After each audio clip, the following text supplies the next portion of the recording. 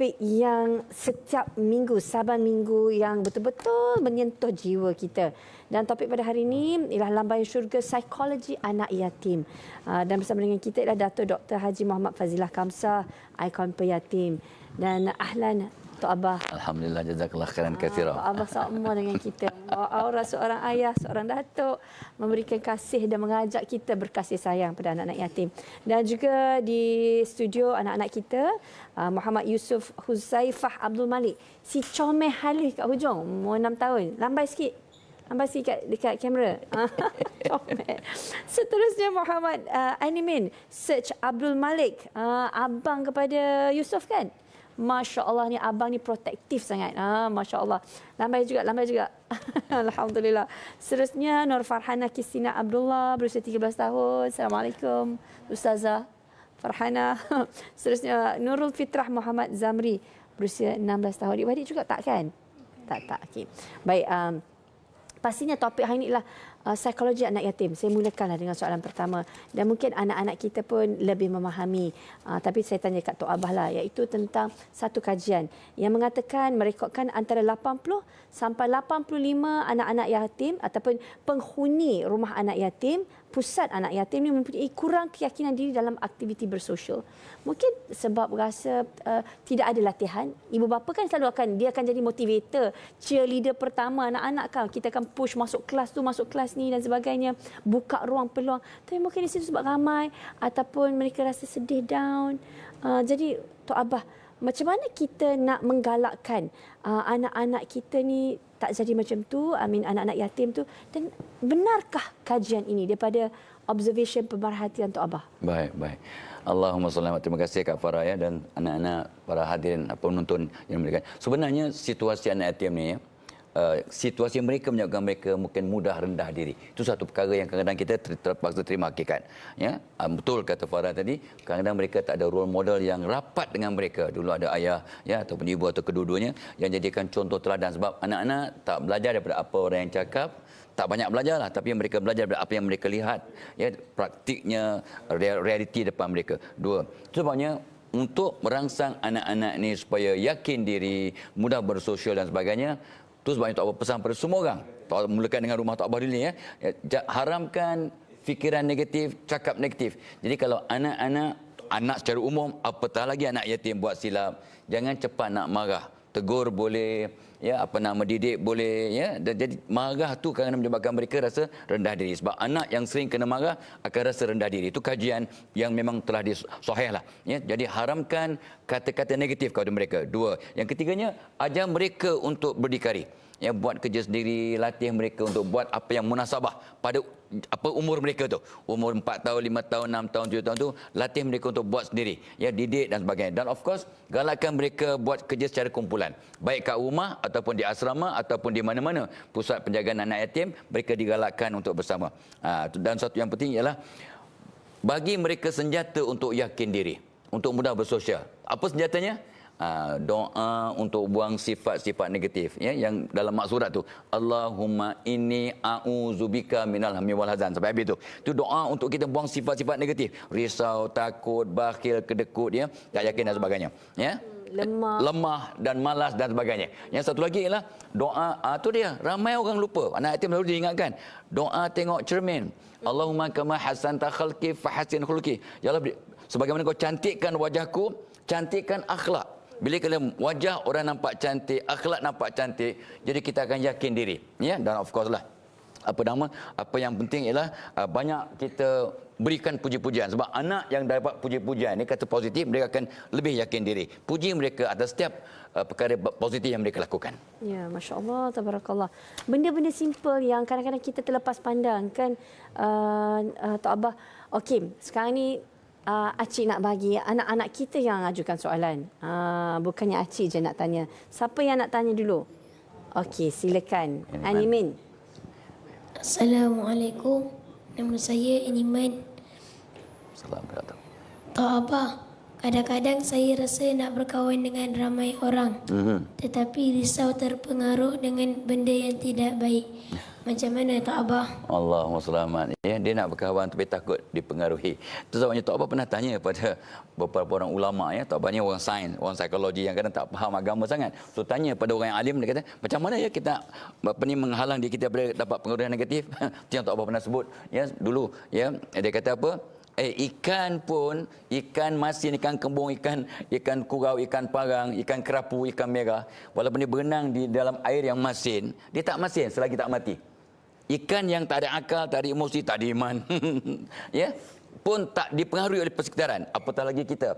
Jadi kita kena yakin bahawa aku dengan usaha dan doa tidak akan terpengaruh. Satu, kena ingat, ya. Yang keduanya, itu Rasulullah selalu pesan, ya, jangan keluar rumah sebelum pagar diri kita. Yang Nabi pesan, keluar rumah dengan bismillahi tawakkaltu 'alallah la haula wala quwata illa billah. Allah akan pagar diri kita dari gangguan manusia, daripada masalah, daripada santo syihir, daripada orang kacau, dan kerja kita jadi pagar diri dengan la haula wala tu, ya. Lepas tu pagar diri. Nabi pesan selepas subuh baca ayat kursi, selepas maghrib ataupun selepas asar baca ayat kursi. Kalau baca selepas asar, satu malam akan dijaga. Kalau lepas subuh akan dijaga oleh malaikat sepanjang hari. Itu satu. Dan yang of course lah, ya, kita akan dipengaruhi oleh kawan-kawan kita. Ikut kajian psikologi, perangai kita akan ikut 5 orang sahabat rapat kita. Jadi dengan sengaja rapat dengan orang-orang yang baik. Jadi kita tak akan dapat pengaruh negatif, ya. Tapi yang paling penting ialah ini dia. Jadi orang yang baik untuk tarik orang-orang yang baik datang ke kita. Jadi untuk tidak dipengaruhi secara negatif, kita, ya, iman kena jadi iman, ya. Kena jadi orang yang baik dahulu. Ya, macam mana nak jadi orang baik? Cuci diri dengan cuci hati dengan solat, taubat, istighfar, minta maaf, maafkan orang, baca Quran. Ini semua benda asas. Bila kita jadi orang baik, maka insya-Allah Allah akan datangkan orang-orang yang baik kepada kita, ya, dan kita akan dapat pengaruh yang positif. Baik. Tok Abah, acap kali kan kita berbincang mengenai isu anak-anak yatim tiap-tiap minggu kan, kita dapat lihat bahawasanya kadang-kadang dalam sistem, bila mereka dimasukkan dalam sistem, mereka serba-serbi kurang. Mungkin dah sekolah anak yatim ataupun pusat tu dah cuba yang terbaik, tapi still kurang. Dia tak sama dengan sentuhan ibu bapa. Yeah. Tapi kita tak nak mereka tercicir. Kita bayangkan kalau itulah anak aku, cucu aku nanti, kan aku tak nak anakku tercicir. Kita nak anak-anak kita ni dapat potensi yang maksimum. Jadi bagaimana kita sebagai masyarakat, kita nak pastikan anak-anak yatim ni dapat bersaing sama macam anak kita. Allahumma selamat. Sebabnya Tok Abah selalu pesan, ini soalan yang sangat penting lah. Bagaimana nak naikkan, ya, dia punya mutu kehidupan lah, ya. Dia punya confident. Dia menjadi confident, yakin dan jadi aset kepada masyarakat, kepada dunia. Yang pertamanya of course lah, kita selalu dipesan oleh para ulama melalui apa yang Nabi pesan. Nak cemerlang di dunia kena ada ilmu, pendidikan. Nak cemerlang di akhirat kena benar. So jadi kena digalakkan anak ini untuk cinta akan ilmu. Ya, sebab sekarang ni kajian menunjukkan bahawa budak-budak lepas form 5 tak nak masuk dah. Kolej tak nak masuk dah. Nak jadi TikToker kan? Itu nak jadi anaknya. Nak jadi TikToker, nak jadi pempengaruh, nak jadi macam-macam.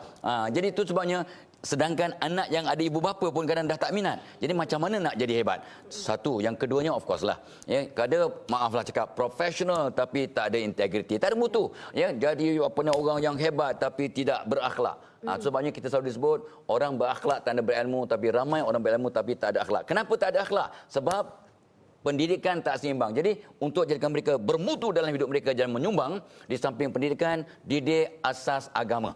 Agama kena ada. Sebab agama ni kalau tidak ada diterap, maka itulah takut tu. Jadi orang hebat, jadi orang korporat tapi tak ada etika, tak ada akhlak dan sebagainya. So itu dua. Yang ketiganya of course lah, ya, yang Tok Abah selalu pesan pada semua orang, baik anak yang ada ibu bapa, apatah lagi anak yatim. Didik anak ini untuk mengenal diri mereka. Ramai orang tak kenal diri sampai mati. Ya, of course kita sekarang ada psychometric analysis, orang psikologi, ya. Psychometric analysis untuk mengenal peribadi, dan kita bimbing dia untuk tahu kekuatan SWOT analisisnya, apa kekuatan, apa kelemahan, apa bakat, apa potensi mereka.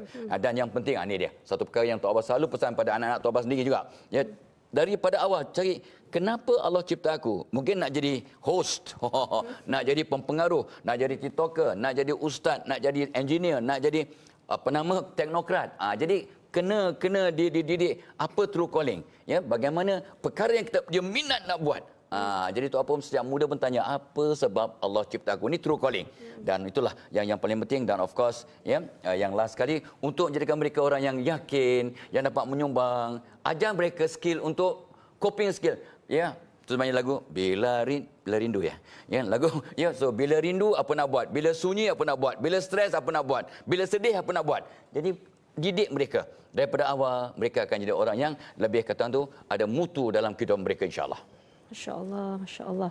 Jadi kita nak pastikan bahawa semua anak-anak kita ni berjaya, kan? Okey, saya nak lontarkan satu lagi soalan. Bukan soalan, ruang peluang untuk anak kita. Tadi anak lelaki kita, kan? Anak perempuan pula, insya-Allah. Silakan. Kakak nak jawab. Okey, kakak nak tanya. Assalamualaikum. Waalaikumsalam. Ni Tok Abah, bagaimana cara nak orang senang dan rasa selesa bergaul dengan kita? Alah. Nak buat orang suka, selesa, nak bergaul dengan kita. Terus tapi Tok Abah mula bila soalan itu Nur Fitrah tadi tanya saja, Tok Abah ingat kata Ibrahim Adham. Ibrahim Adham kata pada anak muridnya, buat apa yang Allah suka walaupun orang tak suka. Jangan buat apa yang orang suka tapi Allah murka. Jadi itu satu perkara kena ingat, memang amat sukar untuk buat semua orang suka kita. Nabi yang terhebat dalam dunia pun ada orang benci. Itu sebabnya ada satu peribahasa Arab lah. Dia kata apa? Ridwan nas ghayatul la tudraku. Nak buat orang semua suka kat kita adalah satu benda yang susah untuk direalisasikan, susah untuk dicapai. Itu jadi kena ingat. Jadi jangan risau. Tapi yang penting siapakah orang-orang yang signifikan, orang rapat, orang yang rapat kita, yang penting yang suka kita cukup. Satu. Yang keduanya, yang ketiganya yang Tok Abah selalu ingatkan ialah untuk buat orang suka kita ialah hati jadi magnet. Bila kita cuci hati kita bersih, maka Allah akan tarik kepada kita orang-orang yang baik-baik. So bersihkan hati. Macam mana bersihkan hati? Biasalah kan. Solat, taubat, istighfar, baca Quran, minta maaf, maafkan orang. Memaafkan semua orang setiap malam sebelum tidur adalah salah satu sifat penghuni syurga. Jadi bila hati kita bersih, kita akan tarik. Dan satu lagi yang Tok Abah diajar oleh pakar-pakar psikologi ialah sayang menarik sayang. Sayang menarik sayang. Jadi kalau nak dapat sayang dari orang, kita kena hantar sayang.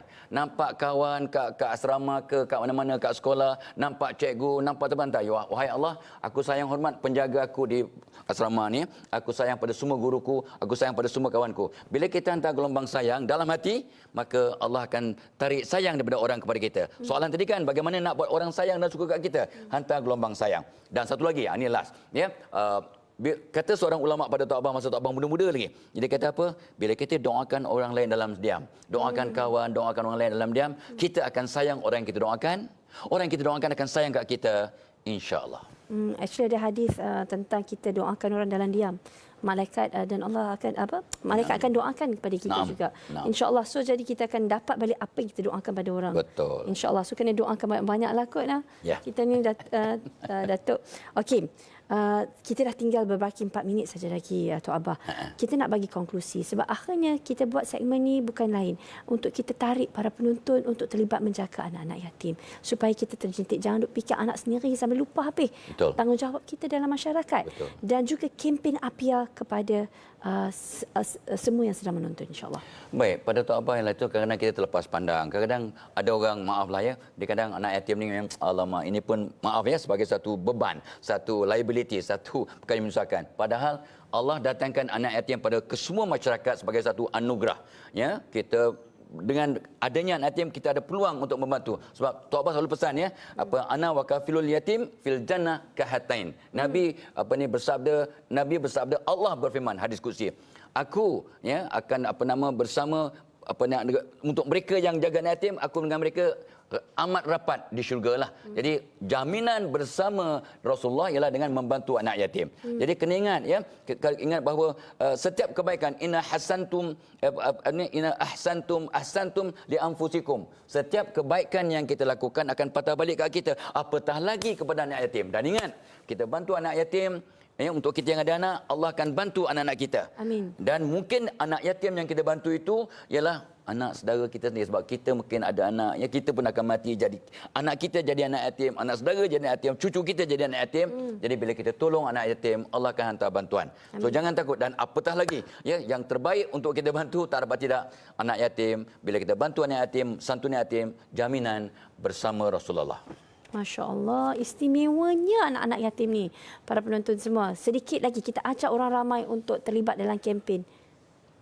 Itu sebabnya penyatim nak buat satu akademi anak yatim ASEAN, APIA namanya. Ya, bukan API, ya, APIA. Ya, dan jadi kita di APIA itu juga dimulakan dengan pembinaan masjid dan juga akademi. Akademi sementara dah ada, tapi nak buat akademi yang tetap, yang kekal. Dan bulan Januari tahun depan insya-Allah akan ada anak-anak yatim daripada 8 buah negara termasuk Malaysia. Jadi barang siapa yang membantu untuk membangunkan masjid untuk anak yatim dan akademi untuk anak yatim, Masya Allah, ya, orang yang mati pun minta dihidupkan sebentar untuk sedekah. So tolong, jom kita, ya, apa ni kata orang tu, ringankan, ya, sebab jangan fikir lama-lama, sebab ya kalau kita tak tahu bila kita akan mati, ya, entah besok kita akan mati. So sedekah kita hari ini, jangan tu aku sedekah hari Jumaat aja, jangan, ya, takut hari ini hari kita terakhir. So nak sedekah hari ini, nak kata minta maaf hari ini, nak kata I love you kepada keluarga hari ini, nak memaafkan orang ini. So jom kita ramai-ramai sedekah hari ini. Mana tahu sedekah kita itu akan menjamin kita untuk masuk syurga. Sebab salah satu fadilat sedekah ialah menghindarkan daripada api neraka, masuk syurga, sembuh penyakit, terhindar dosa, dan masuk pintu syurga yang khusus untuk orang bersedekah, pintu as-sadaqah. Mudah-mudahan jom, ya, sedekah ramai-ramai. Baik para penonton, ayuh kita sama-sama terlibat dalam kempen ini, kerana ini adalah kempen yang bukan kaleng-kaleng, kempen yang tersusun rapi, yang ada networking seluruh Asia. Ya. Jadi takkanlah kita nak lepaskan peluang ni. Kita nak bagi anak-anak yatim ni jadi mereka yang sangat-sangat berkualiti, dan kita ada networking seluruh beberapa negara di Asia Tenggara. InsyaAllah para penonton, ayuh kita terlibat dalam projek ini. Terima kasih diucapkan kepada Tok Abah, anak-anak yang disayangi. Moga Allah memberkati dan mudahkan urusan dan bagi anda jadi berjaya. Para penonton, aminkan doa kita ni bagi daripada berjaya dunia akhirat, insya-Allah. Baik, kita rehat seketika para penonton. Terus bersama kami di Assalamualaikum.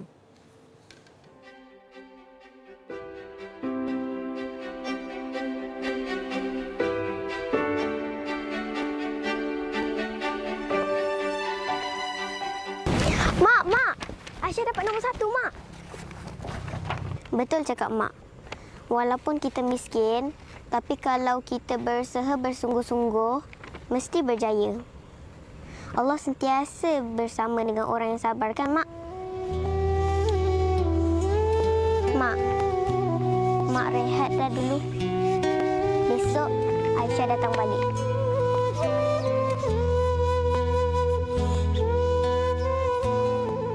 Berilah sedikit senyuman di wajah mereka dengan berinfak ke Persatuan Kebajikan Anak Yatim Malaysia.